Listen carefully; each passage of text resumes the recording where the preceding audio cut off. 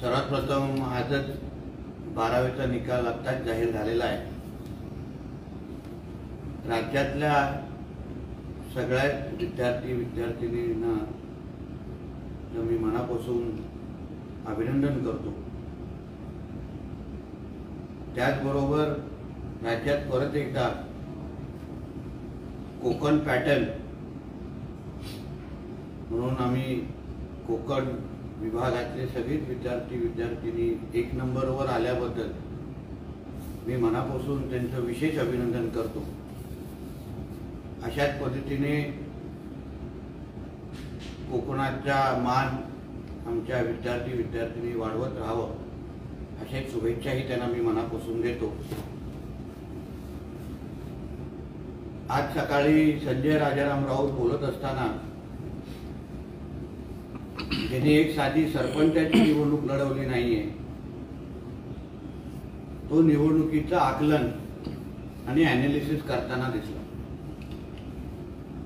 ज्याचा पक्षप्रमुखच मतदानाच्या कालच्या दिवशी शेमड्यासारखा रडत असताना आपल्याला दिसला। पराभव काय असतो ह्याला अगर चेहरा दाखवायचा असेल तर काल उद्धव ठाकरेंचा चेहरा बघितल्यानंतर तोंडावर जे 12 वाजलेले आणि 4 जून नंतर परत एकदा देशामध्ये मोदीजींच्या नेतृत्वाचं सरकार येत आहे, हे कालच्या उद्धव ठाकरेंच्या पत्रकार परिषद आणि आज सकाळच्या संजय राजाराम राऊतच्या रडगाण्यामुळे सिद्ध झालेला आहे। मैदानात हे पूर्ण पद्धतीने सपशेल तोंडावर आपटलेले आहेत। मी ह्या निमित्ताने गृह विभागाला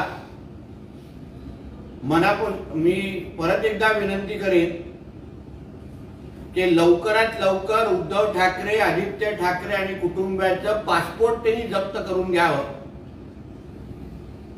कारण असं आहे की 4 जूनला पराभव होणारच आहे हे आता सिद्ध झालेलं आहे आणि म्हणून माझ्या माहिती अनुसार ते कुटुंब लंडनला पळण्याच्या तयारीमध्ये आहे।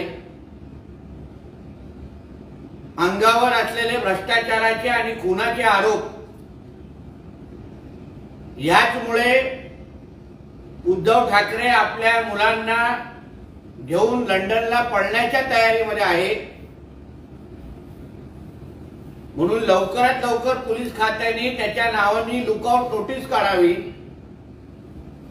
आणि त्याचबरोबर त्यांचे पासपोर्ट जप्त करावेत अशी मागणी मी या निमित्ताने करतोय।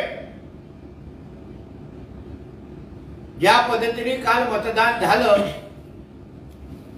सरळ सरळ स्पष्ट झालेलं आहे की महायुतीला मोठ्या ताकदीने महाराष्ट्राच्या त्या मतदारसंघाच्या लोकांनी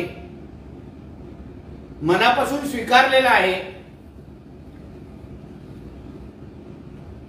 सगळेच आमचे उमेदवार घासून नाही ठासून निवडून येत आहेत आणि त्याचमुळे हे कालपासून जे काय रडगाणं महाविकास आघाडीच्या नेत्यांची सुरू झालेलं आहे हे त्याचाच पुरावा आहे की या आपल्या राज्यामध्ये महायुती 45 चा आकडा गाठते। महाराष्ट्राच्या जनतेने परत एकदा मोदीजींचं नेतृत्व आणि आमच्या महायुतीच्या सरकारला स्वीकारलेलं आहे आणि तेच चित्र आपल्याला 4 जूनला दिसणार। धन्यवाद। संजय राऊत असं म्हणतात की अत्यंत कासव गतीने ही मतदान प्रक्रिया राबवली गेली, खास करून जिथे महाआघाडीची सरशी होऊ शकते अशा ठिकाणी मुंबईतील एका मतदारसंघामध्ये एका तासामध्ये फक्त 11 लोकांनीच मतदान केलं। ज्यांनी आयुष्यामध्ये एक पण लोकांमध्ये निवडून गेलेली निवडणूक लढवली नाही। मतदान कसं होतं, मतदान कसं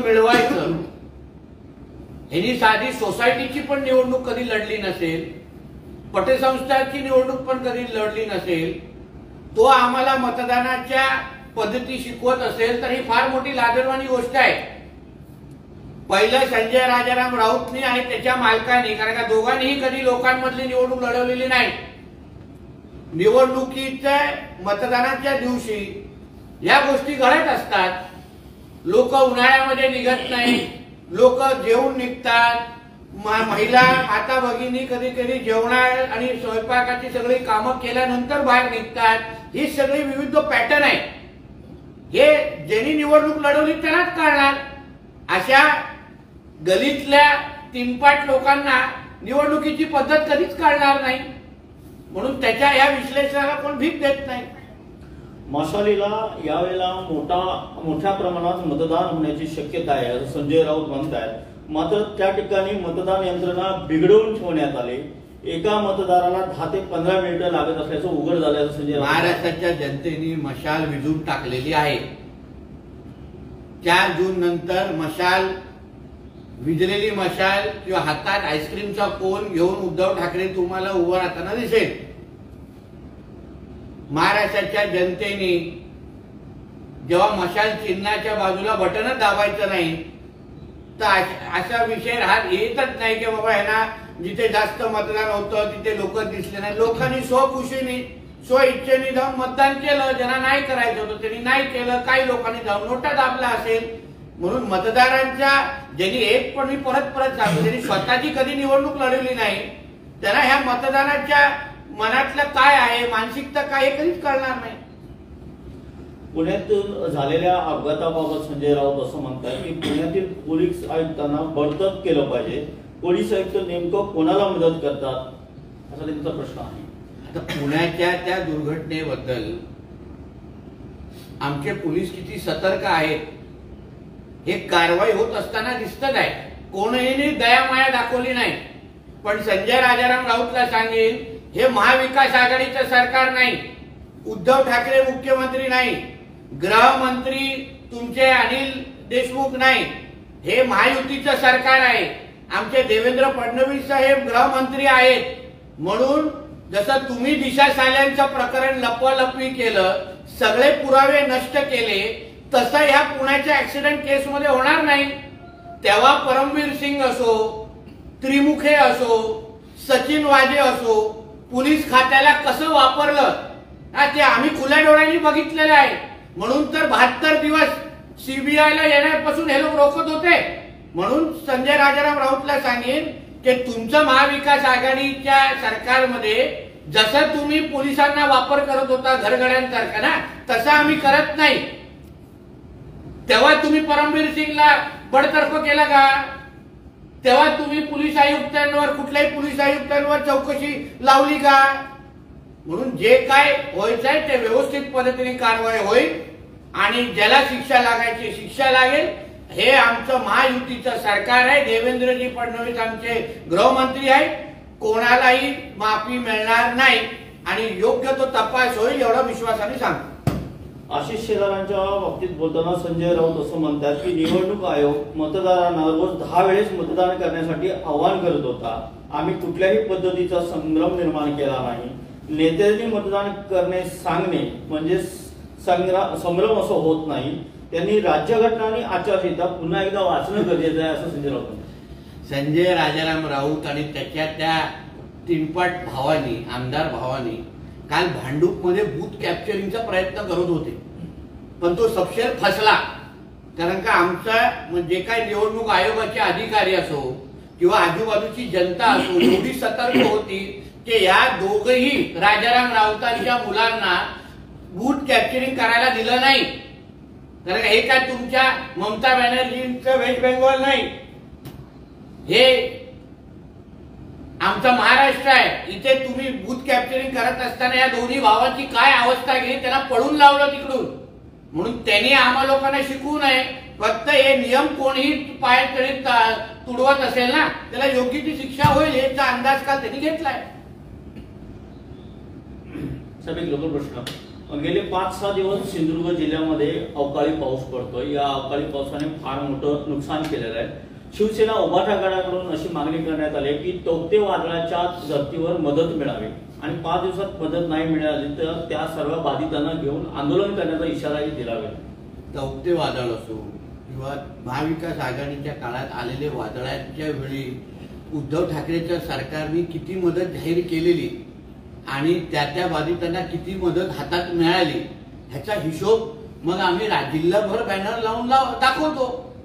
उद्धव ठाकरेंनी सांगितलेले घोषणा केलेले पैसे आणि वस्तुस्थितीमध्ये लोकांच्या हातात आलेले पैसे ह्याच्यामध्ये जमीन आसमानचा फरक आहे। तेव्हा ह्यांच्या सरकारने दमडीही दिली नाही। आमच्या सरकार, आमचे कलेक्टर, आमचे तहसीलदारांनी सगळे पंचनामे केलेले आहेत। मदत कशी मिळण्यासाठी सगळी आमची तयारी झालेली आहे। ते सोडा, सरकारी मदतीसाठी आम्ही थांबलो नाही। आम्ही स्वतः पत्रे आणि कौलं पाठवलेले आहेत। मग तुमच्या खिशात तुम्ही हात कधी टाकणार? हे जे काही कॉन्ट्रॅक्टच्या पैशांनी आणि गॅसच्या पैशांनी तुम्ही पैसे कमवतात ना, मग खिशात हात टाका, लोकांना मदत करा। कशाला सरकारकडे नेहमी हात पसरत बसतात? आमचं सरकार भरघोस मदत करणार, तुमच्या उद्धव ठाकरे सरकारपेक्षा जास्त करणार। पण हे जे काही बोलणारे लोक आहेत, स्वतः अब्दागिरी झालेला आहे, मोठे मोठे घरं बांधलेले आहेत, एवढे पैसा कमवलाय की इन्कम टॅक्सच्या इन्क्वायरी तुमच्यावर सुरू आहेत, खिशात हात टाकून लोकांना मदत कधी करणार? म्हणून बाधितांची चिंता करू नका। बाधितांना सगळी मदत महायुतीचं सरकार आणि भारतीय जनता पक्षाचा कार्यकर्ता आज पण करतो आहे। तुमच्या सारख्या रडण्याची आम्हाला गरज नाही। साहेब, विरोधक म्हणतात की लोकसभा निवडणुकीची घोषणा होण्याआधी पंतप्रधान नरेंद्र मोदींनी अबकी बार 400 पारची घोषणा केली होती। मतदानाच्या सुरुवातीच्या टप्प्यामध्ये मोदी सातत्यानं 400 जागांचा उल्लेख करत होते, पण विरोधकांनी 400 जागांचा विषय संविधान आणि आरक्षणावर जोडला, त्यामुळे भाजप बॅकफुटवर गेला असा आरोप केला आहे। बघा, तुम्ही विरोधकांचं बोलताय की नाही? विरोधक बोलण्याचा त्यांचा अधिकार आहे।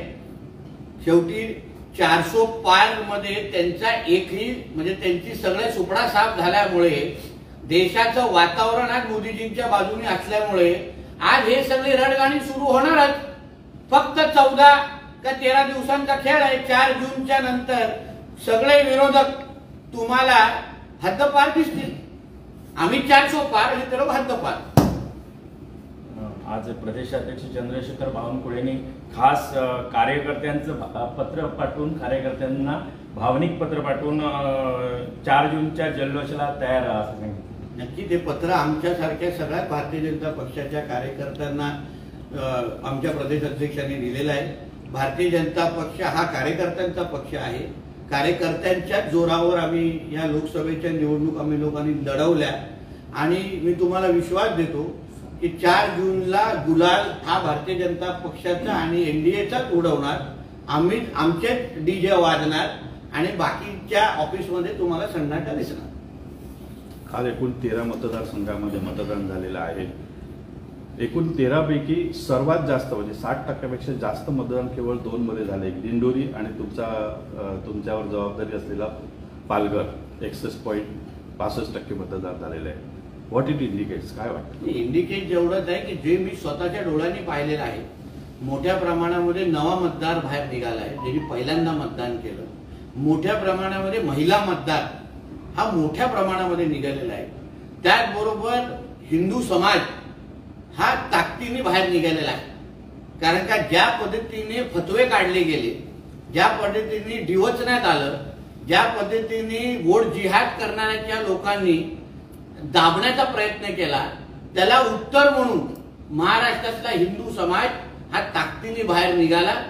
म्हणून तुम्हाला हे एवढे मोठे आकडे आणि टक्के दिसत आहेत। कारण का जे काही भीती पसरवण्यात आली, जे काही एकंदरीत ताकद दाखवण्याचा प्रयत्न वोट जिहादच्या करणाऱ्या लोकांकडून झाला, त्याचं उत्तर म्हणून तुम्हाला हे सगळे मोठ्या प्रमाणामध्ये प्रतिसाद दिसलेला आहे। मला विश्वास आहे येणारं सरकार हे मोदी साहेबांचंच असणार, एनडीएचंच असणार आणि ह्याच्या सगळ्यांचं जे काही मतदानाचे आकडे टक्के तुम्हाला दिसले आहेत त्याचं प्रतिबिंब तुम्हाला 4 जूनला दिसेल।